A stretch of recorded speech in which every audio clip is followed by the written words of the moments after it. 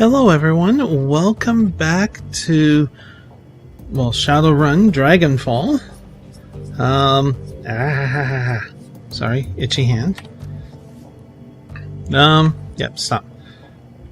So it has been a while since I have loaded this up to do, really the second recording.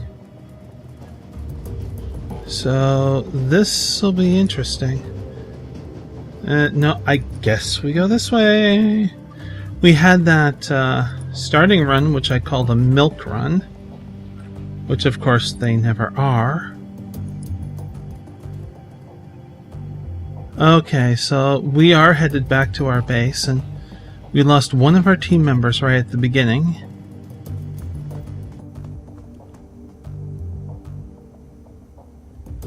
Paul Amsel.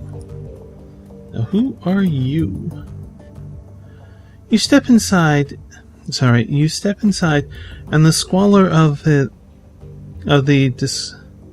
disused U-Bahn tunnel gives way to the warmth of your safe house. A man waits inside, silhouetted against the dim fluorescent lighting. Paul Amsel, yeah. Something bad has happened, hasn't it? He steps forward, revealing a pale and expressionless face. Light glinting off the steel-rimmed glasses. Paul Amsel.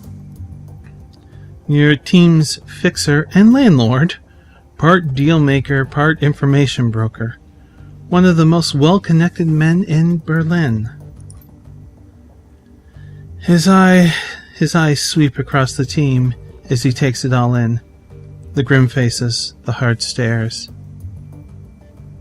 Edgar's fury, Monika's absence. I had a feeling. How did she? His face had gone ashen. He swallows, takes a moment to chew on the words before spitting them out. How did it happen? Well, if we had decking, we could go with that one. Something in the vault security got her while she was jacked in. It was over in an instant.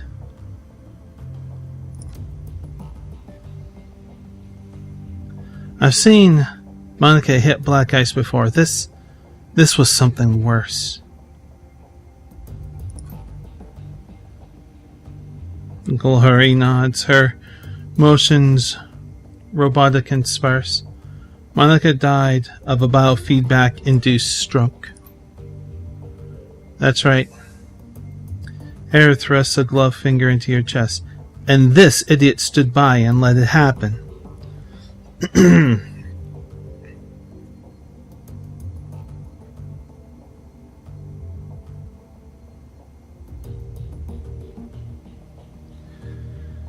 Well, we have a few options here. Brush her finger aside. That's bullshit. Edgar, you weren't even in the room. Nah. Shove her hand away. Poke me again. I dare you. No, that doesn't work either. I don't like that. Ignore it. Let it happen? She jacked in. She screamed, and she seized. By the time we saw she was in trouble, it was already too late.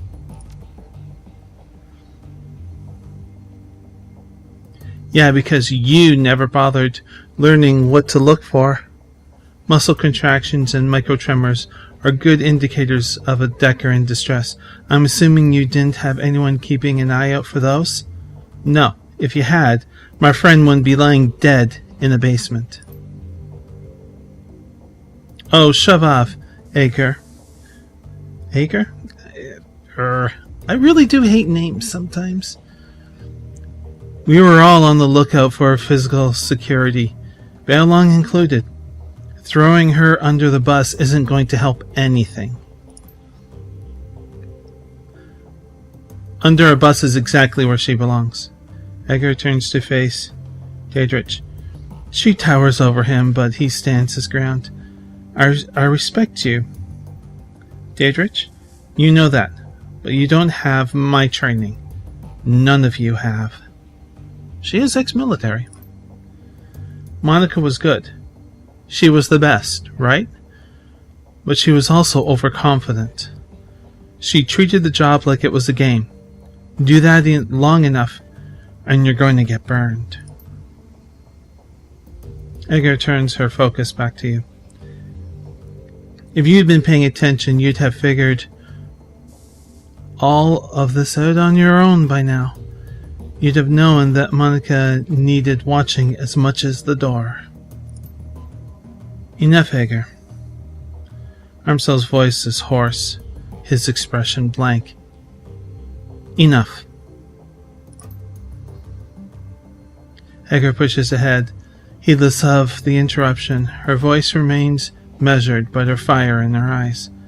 How many seconds pass between Monika's first convulsion and her plug getting pulled? 4? 5? Do you know how much damage biofeedback can do to a Decker's brain in 5 seconds? It doesn't matter what we say. Edgar, I don't.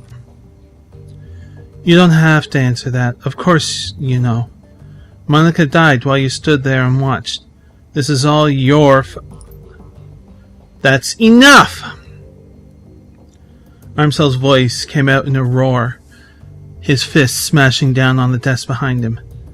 Edgar, you and Bailong can have it out later, but I've had enough. We need to take action. Our client sent you into something much bigger than he led us to believe.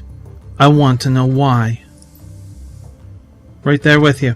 This was supposed to be a milk run. Payback isn't the only reason why we need to find him. We saw something back there, something that we weren't supposed to see. It's fair to assume that we're all still in danger. He pauses, rubs his temples. Agreed. And to neutralize that danger, we need to know who we are dealing with. Let us review the events that transpired tonight. The smallest detail could be important, so hold nothing back. The estate was just a front for whatever was going on in the basement. After everything went to hell, we were confronted by an orc in military-grade armor. Monika lived long enough to say a name. Fierschwing. I used to know how to pronounce a few things in German, but not anymore. She fought hard to tell us. It must be important. Amla seems taken back. He pauses for a moment before responding. The Firewing? That is unexpected. You'll have to forgive me. This brings back many unpleasant memories. Gloria raises an eyebrow. The Firewing? The most terrible of the great dragons. There are those who would disagree, but they never experienced the terror of living in her shadow. He glances at Glory. You are far too young to remember her, of course, but for Germans of my generation, the name Firewing is synonymous with chaos, destruction, and death. The dragons of today are subtle creatures, full of patience and guile. Firewing was not. After her awakening, she went on a 4-month rampage that claimed tens of thousands of lives. Armstead takes a deep breath, slowly releases it. There's a haunted look in his eyes. Those were dark days. Countless men, women, and children were slaughtered, roasted alive in their homes by a creature of legend. No hope for salvation, and no end in sight. It was a horror that you cannot begin to understand. What stopped her? I can't imagine that rampaging dragon would just go on its way. Eventually, the Firewing was brought down by a man named Dr. Adrian Belclair.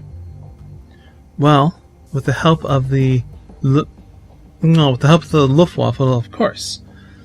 But it was experimental weapons designed by Dr. Belclair that finally pierced her hide. She fell in a hail of bullets and rocket fire and crashed down into the radioactive wastes of the SOX. This event was called the Dragonfall. Safe at last from the dragon's wrath, Germany celebrated Belclair as a hero. Our own Siegfried, a modern-day dragon slayer. My own family practically worshipped the man. If the Dragonfall was as important an event as you make it out to be, I'm surprised that I've never heard of it. Those early years of the awakening were traumatic, Edgar, not just on a national level, but on a global scale. New species of awakened animals were being discovered daily. Within 2 years of Dragonfall, the active use of magic had returned to the world, a new source of terror for a bewildered public, and in 2021, the sudden emergence of orcs and trolls gave rise to yet another wave of global panic. In light of such turmoil, it is a surprise that Dr. Belclair and the Firewing were forgotten. Dragons were yesterday's news. He rubs his temples. Again, all of this happened decades ago. To the best of my knowledge, the story of Firewing is a bit of historical trivia and nothing more. Alright, so Monika spent her dying breath trying to tell us about a long-dead dragon. Edgar sweeps her eyes across the group, searching for a glimmer of insight. Finally, she gives up. Any ideas as to why? Emerald's voice trembles with frustration. No, it doesn't make any more sense to me than it does to you. The Dragonfall is ancient history. Firewing has been dead and gone for 42 years. But there's one thing that I do know. Whatever Monika saw, whatever she's trying to tell us, it was important. He visibly struggles to calm himself, takes a deep breath and slowly releases it. I will look into this, and I will find answers. In the meantime, did you turn up anything else in the of value? The estate was just a front for whatever was going on in the basement. After everything went to hell, we were confronted by an orc in military-grade armor. He happened to be head of security. That is not much to go on. Do any details about this orc come to mind? Any distinguishing features that I could look into? He was an older guy, for one. From the sound of his voice, I'm guessing mid to late 40s. Pretty old for an orc. And he had skin grafts. Most of his face looked like replacement material. If the grafts came from legitimate hospital, there may be medical records. That is something. I will see what I can find out. Did you note anything else during the run that may be of value? The estate was just a front for whatever was going on in the basement. That much is clear. It wasn't a minor enterprise either. That facility took serious funds to build. And time. There was more to it than we saw. Places that didn't spring up overnight. Places like that don't spring up overnight. And all in secret. The owners, whoever they may be, were none too pleased by your escape, I'm sure. What else did you find? That's all we got. That's not much. Amsel nods, his face drawn and haggard. It is thin, I agree.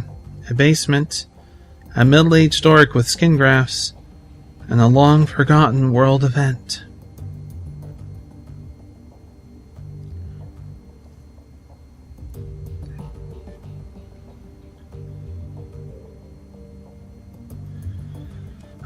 Wait, we're still missing something.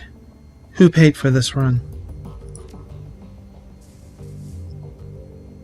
Amsel looks pained. I do not know his exact identity.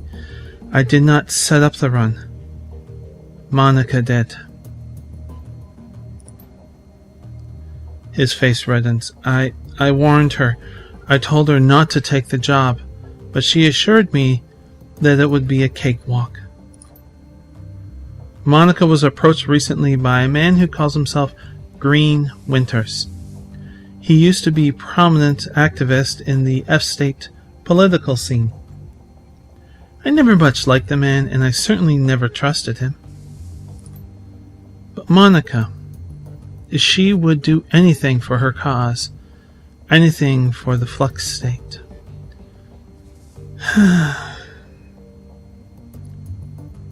Winter swore that the data he was after was crucial to ensuring the future stability of the Flux. And that was all it took.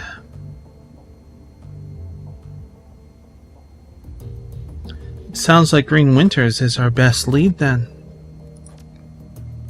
Yes, most definitely. It's clear that Green Winters has involved us in something much larger than he led Monika to believe. Edgar, when he finds out what happened on the run, he's probably going to grab it. We need to chase him down before that happens.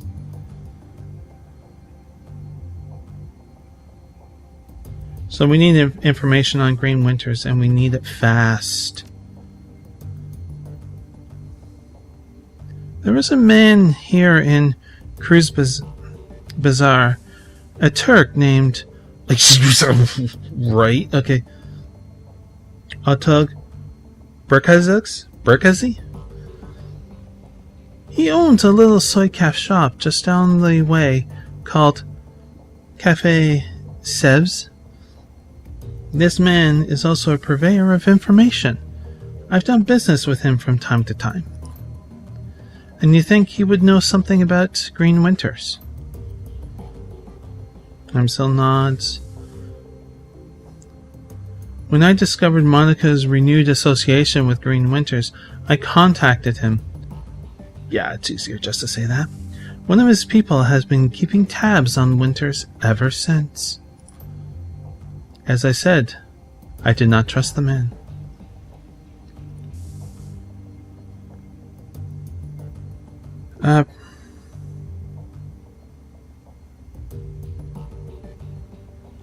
For a good reason, it would seem. I'll talk to him and see what he knows about Green Winters.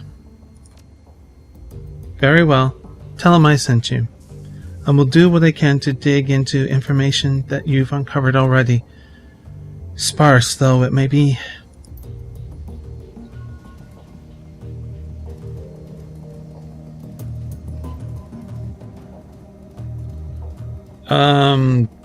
There's a dog here.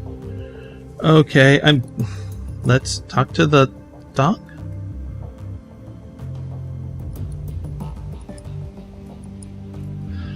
I did see something in here. Yes. Equipment stash.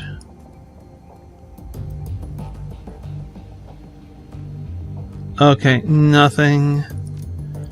It's just good to know where that stuff is. Let's take a look around, shall we? Nothing. We'll talk to each person. We will start with Edgar. Edgar glares at you, and you can taste the bile in her stare. She clearly still blames you for Monika's death. Something I can do for you, fearless leader?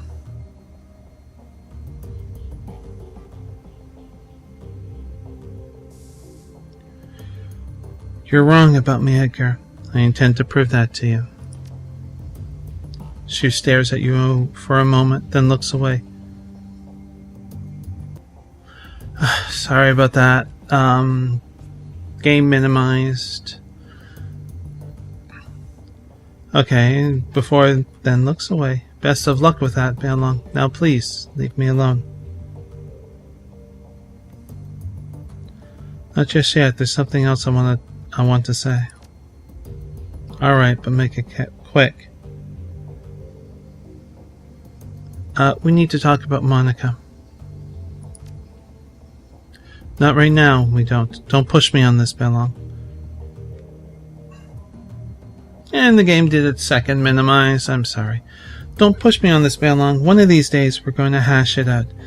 And you can talk all you like about the clusterfuck that killed one of my best friends. But it won't be today. This one, no, we're not going to do that. Upset and angry, it's understandable. Alright, Edgar, but this conversation isn't over. It is for now, fearless leader. She turns away. Do us both a favor. Take the hint and go away.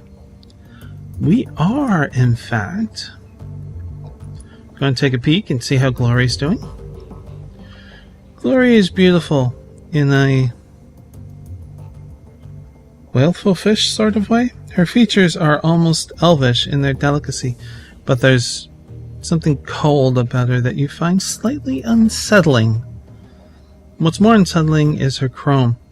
Glory is rocking a heavy loadout of cyberware from head to toe.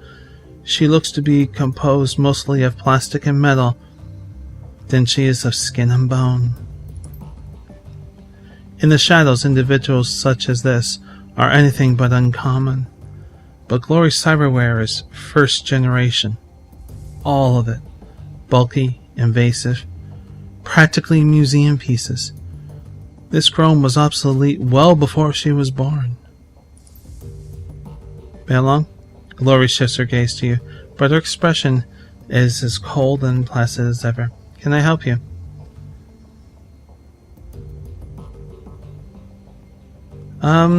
Hey Glory. How are you holding up? Don't worry about me. I'm solid. You sure? You look like you're a million miles away. I'll be with you when it counts. Right now it doesn't. I have a question for you, Glory. Of the personal kind. I'm not big on sharing sport. Personal reasons. You understand? I'm sure. The edge in her voice tells you that she's not interested in continuing the conversation.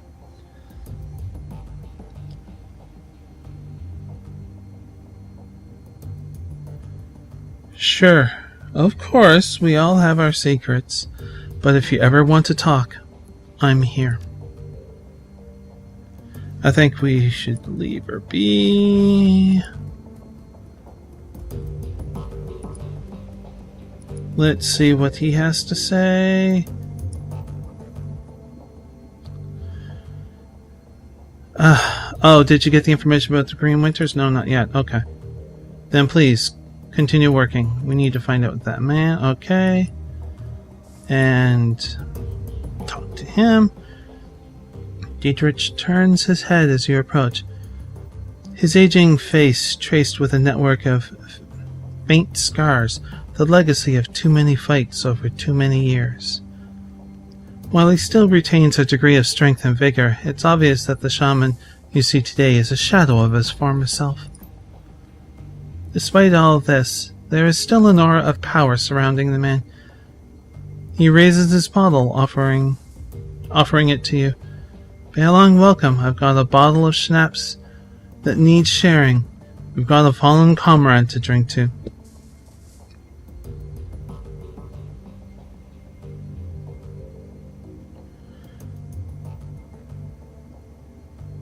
Okay, let's see. Take the bottle. To Monika.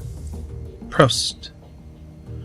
The liquor in the bottle is crystal clear. As you raise it, you catch an intoxicating whiff of cloves and caramel. It tastes sweet of corn and walnuts, with a lingering aftertaste of buttery toffee. You swallow a swig, then return the bottle to Dietrich's outstretched hand. He takes a long pull of the bottle, then locks eyes with you. Let me ask you a question, Belmont. What made you choose to come to Berlin?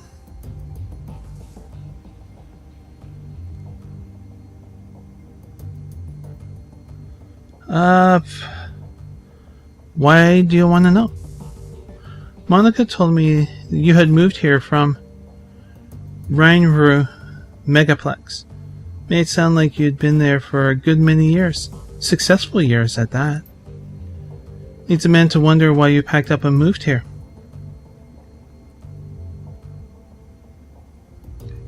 I just had to drop out of sight for a while.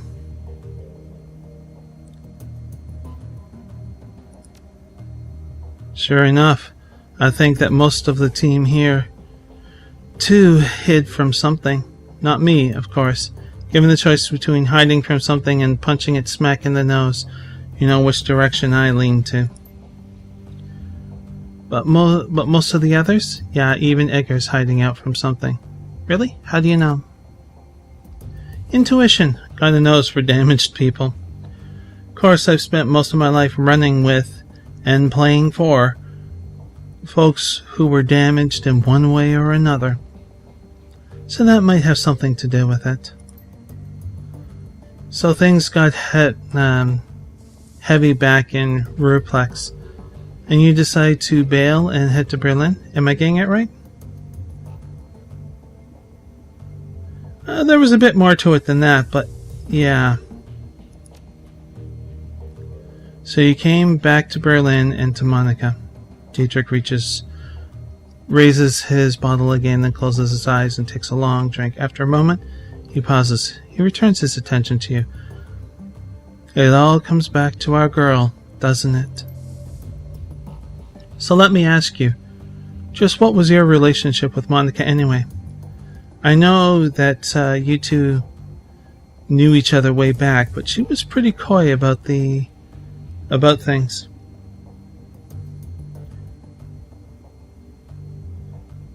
Are you always this inquisitive? Yeah, I suppose my life's an open book, so I guess I just sort of figured that everyone else will be too. So how about it? Want to fill me in? I'm just going to say we were very close. That's so. Dietrich raises an eyebrow. Huh, learn something new every day. Well, anyway, good on you both. Dietrich raises his bottle to you in salute.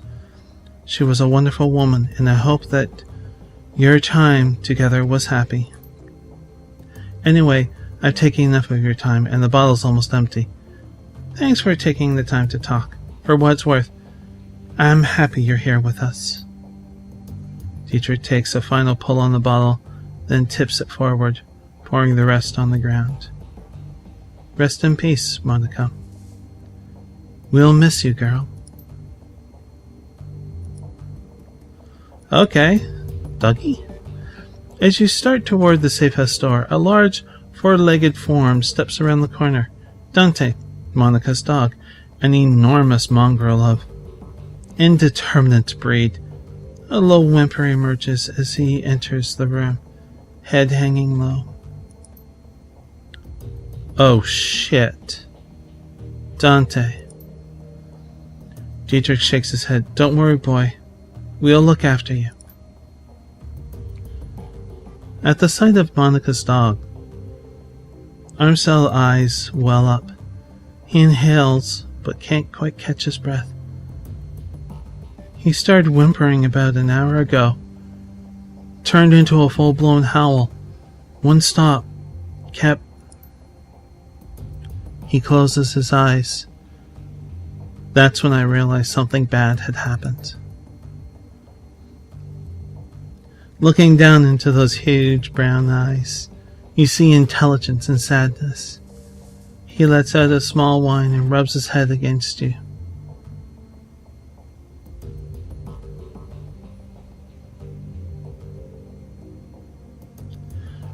Scratch Dante behind the ears, That's my first impulse. A treat? No. Dante leans into you and looks up mournfully, pressing his ribs against your leg. I guess the dog is going with you, Bello. Armcell takes a ragged breath and releases it. Then a slow, melancholy smile spreads across his face. Well, perhaps a part of Monika lives in Dante. Return to the safe house when you're finished with Altug, mine friend in front. Jesus. With any luck, he can help us locate Green Winters. We can get to the bottom of this.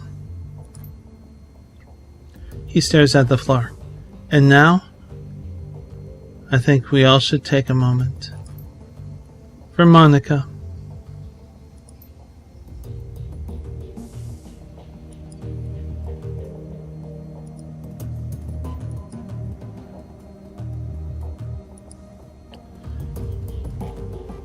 Yeah, it looks like we have a companion. We're going to have to look after Dante. For Monika.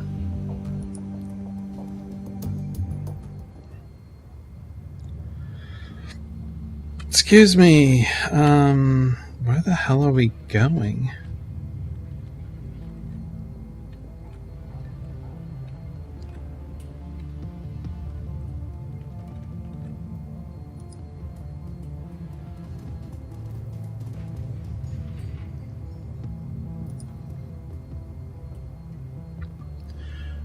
The dwarvish tech vendor smiles at you with practiced ease, her almond eyes twinkling with the glare from a dozen tread screens. She speaks in a chipped, heavy accented German. Welcome to Data Heaven. Can I help you with something?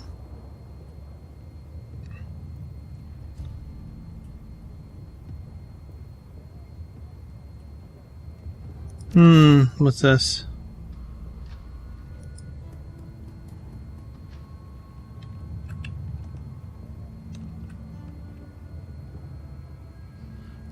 Okay, so let's head down there. I'm not entirely sure how long this video is because of the alt-tabbing, so let's see where this is going to lead us.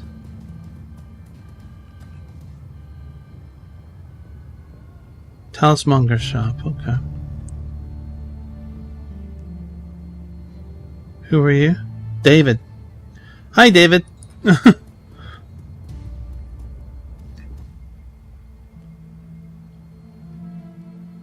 Nice little quaint cafe.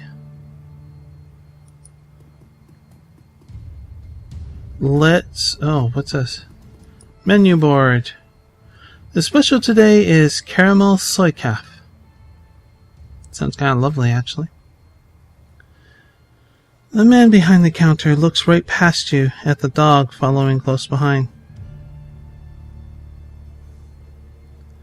Dante, I will fetch his water dish and perhaps a coffee for our friend here.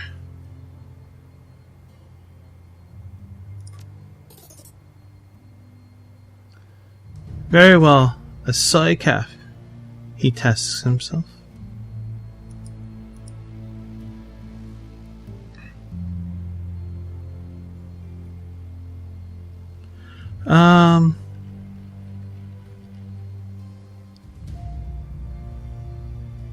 Welcome, honored Ephedin.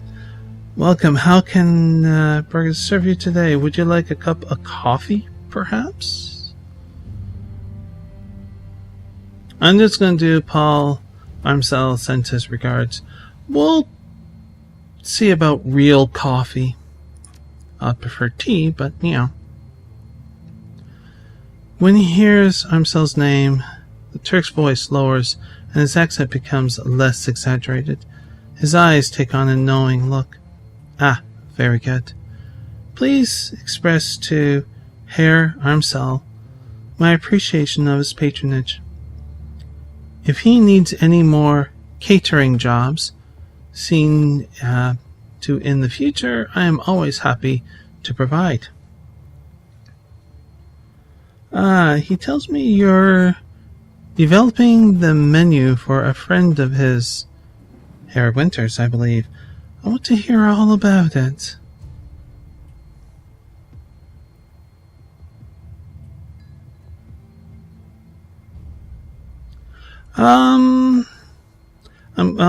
Paul is always pleased to send business your way, Herr Bergenheinz. He was hoping you could discuss some of the details of his Green Winters order with me.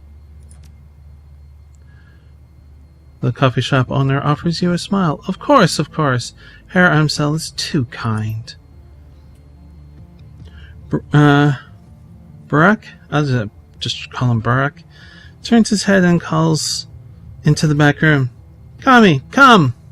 A young woman bustles in from the back room. Her gum chewing is loud enough to hear over the noise of the coffee grinders. Barak spits something out in a rapid-fire Turkish. As you wish, uncle. I will see to it right away. Kami offers you a shy grin, snaps her gum, and hurries back into the room that she came from. My girl Kami is arranging to make contact with the chef as we speak. This will likely take some time. My chef is a busy man. While we wait, I wonder if you would be so kind as to run a small errand for me. A trifle, really. I hate to trouble you. I am embarrassed to even ask, but it would be most appreciative of your help.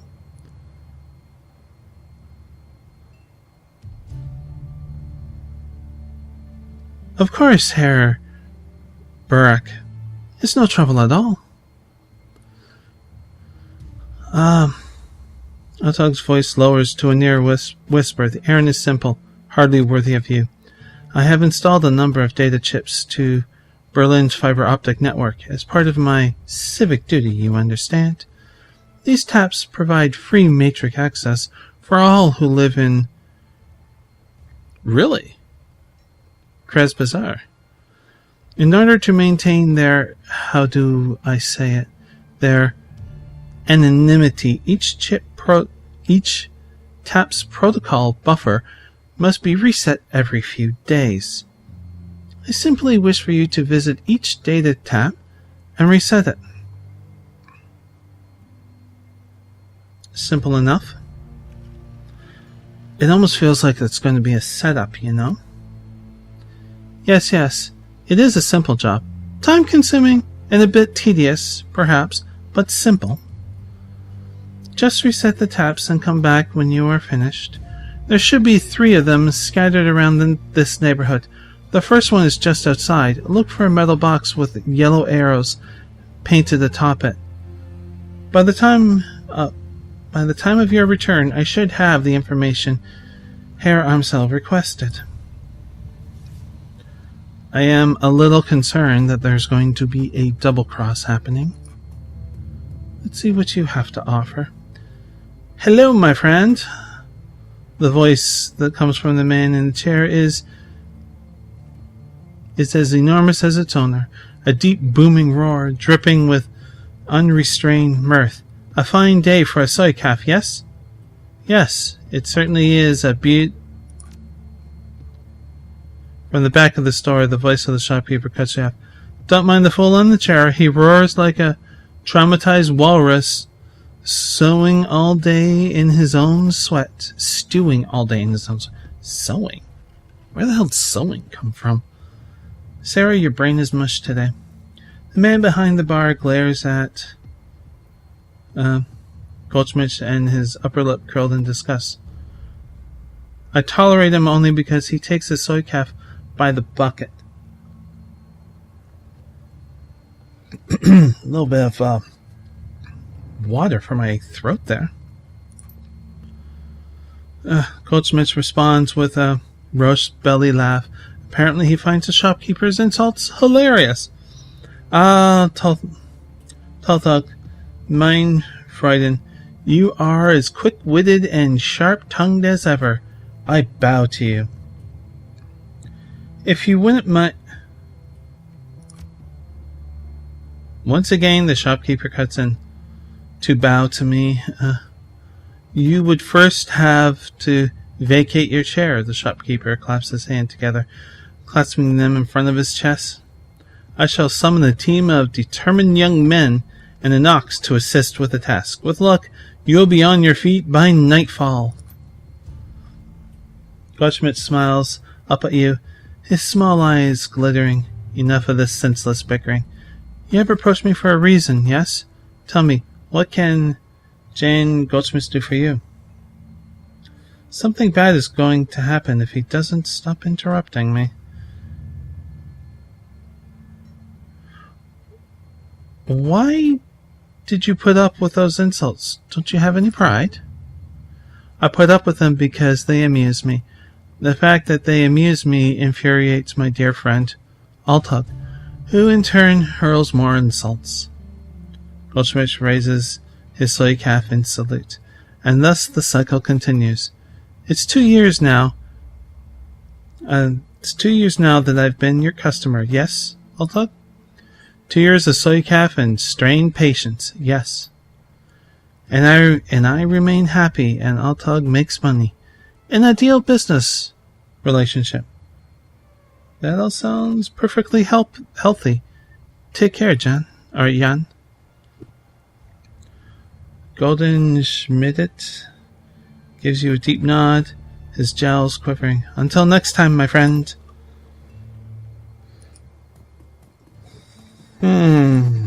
I think we can probably do the data chips.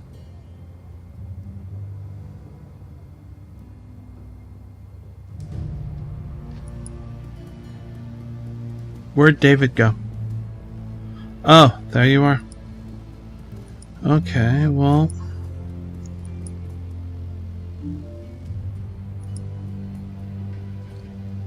let's take a look.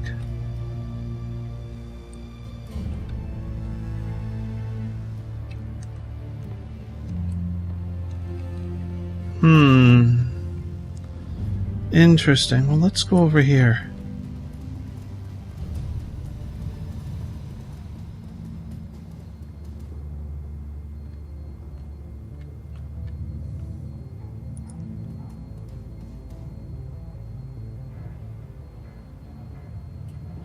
Tip the dancer. Toss 5 into the bag. That might come back to help us later.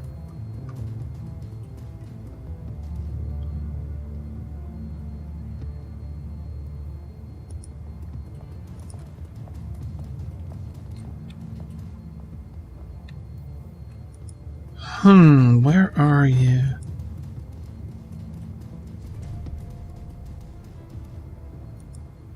This is a pretty big area.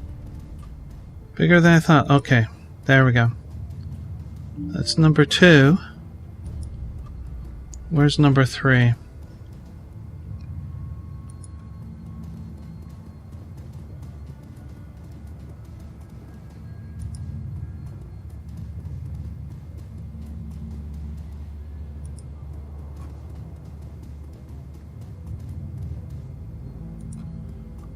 I will eventually talk to all these people.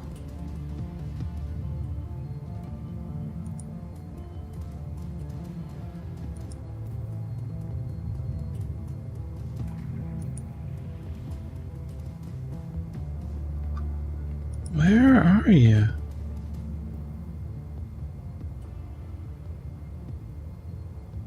Up in here, maybe? I don't know.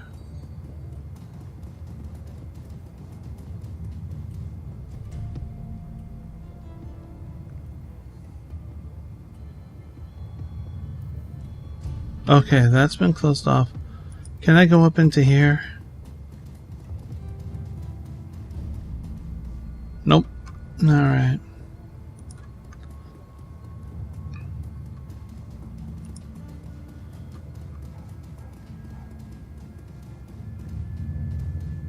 Whoa. Statue. Phone rings.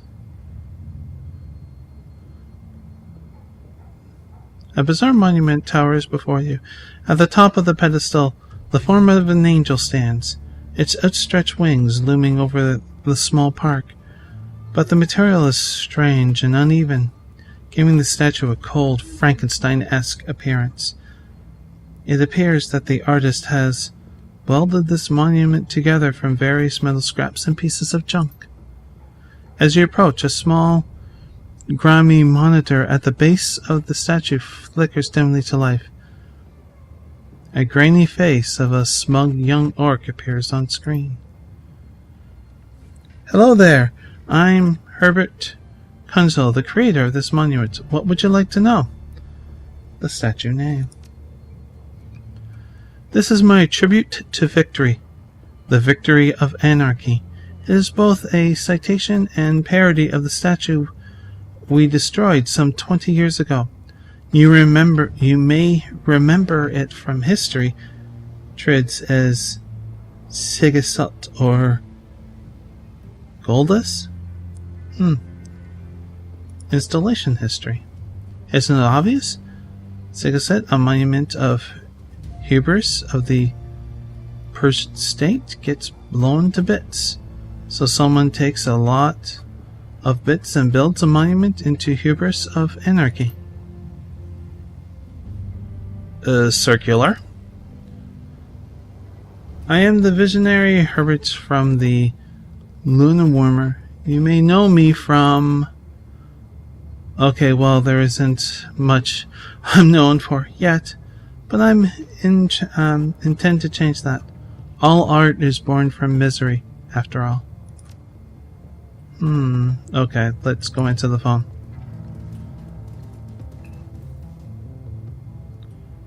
It's an old, obsolete phone booth. It's ringing. Pick up the receiver.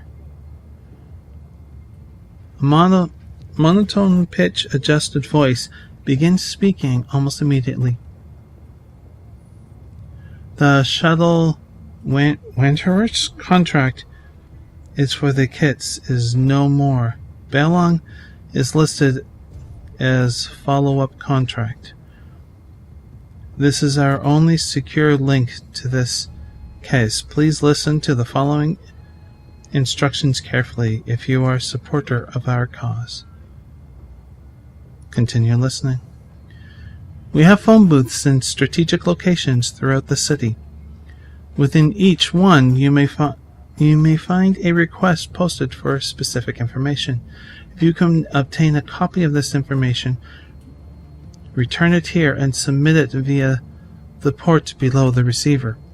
We will verify the authenticity of the information remotely and post an undoctored copy of it onto the Matrix ourselves. It is our stated goal for this information to remain free to all. However, you will be compensated for sought-after information returned to this location. The line goes silent.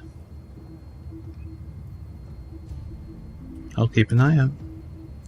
The line resigned. There. And let's do this. Thank you. As you are resetting the data tab, you notice that someone has duct taped a small homemade receiver to the system. An earplug dangles from the receiver. Put the earplug in your ear.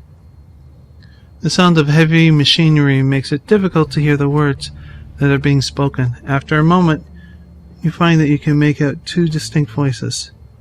A nasal woman who sounds like a heavy smoker, and a man who speaks in high-pitched, breathery tone. Just heard, Monika. Need to verify. Good for us. Continue listening. A sound like a convoy belt starting adds to the noise of the machinery, and you can't make out anything else until it comes to a stop a minute later. Think our next step? Wait. Isn't ready to make a move yet. to be patient. See who steps up. Could be someone more. More conveyor belts start up and all you can hear is the sound of machinery. I'm taking a huge chance. Some sort of motorized vehicle starts up, drowning out everything. A bell rings loudly again and again. It sounds like a telephone. You hear the sound of a door slamming shut, and the noise of machinery is suddenly muffled. There's a rattle of plastic, and the ringing stops. The nasal woman's voice can be heard again, in a sing-song tone. Guten Tag, how may I help you? Her tone changes, becoming more businesslike. I heard. Yes, he knows. I told him it wasn't time to make a move yet. What do you think I am, an idiot? The council needs to meet again. I know, getting everyone in the same room is challenging. Getting them to agree on a course of action is going to be even more challenging. From my perspective, the Cruise Bazaar was only stable because of her. If she really is out of the way, well, we'll see, won't we? Yeah. I know. What can I say? Things go slowly in the flux sometimes.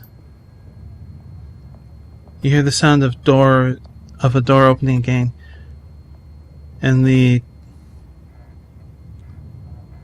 symphony of machinery fills the line. Can't make out anything more.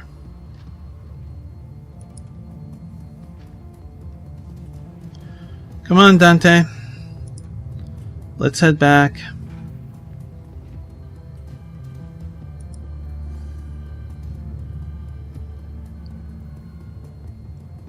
Excuse me.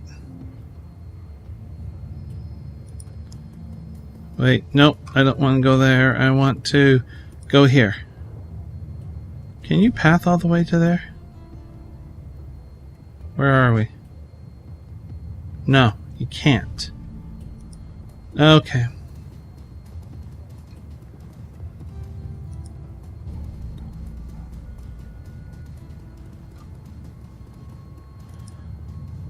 David, you have me curious here. A pair of round eyes peer up from under a hood of grimy smeared winter coat. You recognize him as David, one of the Grisbar's street kids. If you had to guess, you'd place him in his mid-teens, though it's difficult to tell beneath the grime and acne marring his face. You've seen him following Monika around between runs, chasing her heels like a lost puppy. She always seemed to have a soft spot for the kid. Oh, hi. Bellong. Have you seen Monika around? I've been looking all over for her. I'm afraid I have some bad news for you, kid. The kid blinks, a blank expression on his face. She's dead, isn't she?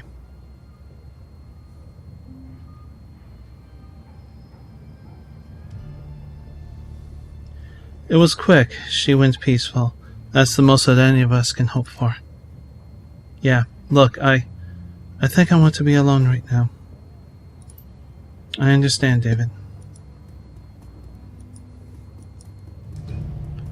Okay, let's head inside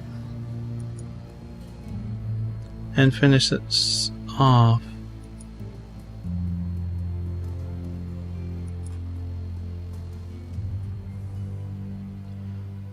Altog smiles at you from behind the counter. Welcome back, honored Ephidim. How may I serve you?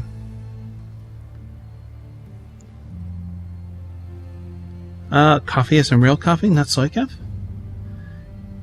Yes, for individuals of refined taste, I offer genuine bean coffee from my native Turkey. The cafe owner looks you in the eye. The tone of his voice grows low and serious.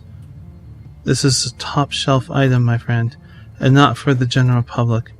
Only for those few discerning connoisseurs who can properly appreciate it. I think my mind, thanks. Okay. We'll deal with that, because he's selling something else. At 50 million, okay. I finished with your little trifle. Ah, very good. I assume you had no difficulties?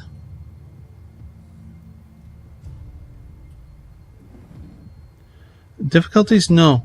One of the taps has been modified a bit, though. Someone was using it as a surveillance device. He laughs. Of course they were. I would be surprised if they weren't. This is Berlin, after all. In the flux, everyone spies. If you do not spy, how will you know who is in power and who will be in power next? If you are to stay here, Effendim, I don't know, I can't picture that word in German. Anyways, you must get used to it. Who enters the Turkish bath will sweat, as my uncle Tidemir always said. Nevertheless, I shall have one of my people look into it. Wait, there's more. I listened in on the tap and heard something might be important. He eyes you closely, amused. Oh-ho! Tell me, oh, listener at keyholes, what did you hear on the surveillance tap you found? I couldn't make out much. A nasal woman and a high-pitched man. They seemed to be pleased Monika was out of the picture.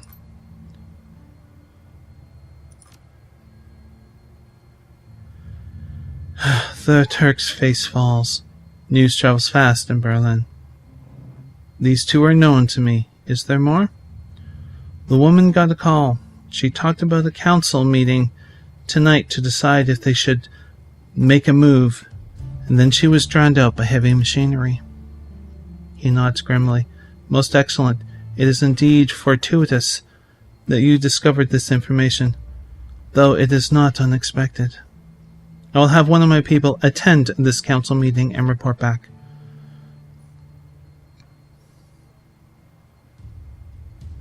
I'm very interested in this, so let me know what happens. With that out of the way, let us return to our pressing business. He barks a stream of rapid-fire Turkish, and the gum-chewing young woman comes hurrying out to the counter. The menu for Herr Amsel, uncle. Kami hands you a folded piece of paper. Inside is a memory stick. Please extend my condolences to him. The death of Fräulein Schaufer must have hit him hard. Barak gives Kami a small nod, and she hurries out of the room. When she is gone, he returns his attention to you. Please express my condolences as well. I only just heard the news Monika was an important part of this community. He frowns. Few know how important. The memory stick Kami just handed you should contain all the information Herr Amsel requires from our chef in the field. Should you require my services in the future, you know where to find me. Until then, good day. And I think that is where we are going to leave it. So hopefully the episode isn't insanely long, but we just dug up some really good information that'll help us out. And we have, it's not so much answers to questions or more questions, but we have a bigger scope of the picture now of just how involved Monika was. I don't think with just things within the bazaar here, but rather with all of Berlin in a way. we certainly do have our task out for us to find out what the heck happened. So, I do hope that you enjoyed this video, and that's something that you'll just have to get used to if you watch this series, is there is a lot of exposition stuff that goes on, and the fighting sometimes. That's kind of typical Shadowrun stuff. So, yeah, I do hope that you enjoy this kind of thing. I know I do. Otherwise, I wouldn't be killing my voice like this. Anyways, yes, you can also subscribe down below for more videos like this and other videos. But until when next we meet, please do be safe, everyone. Bye.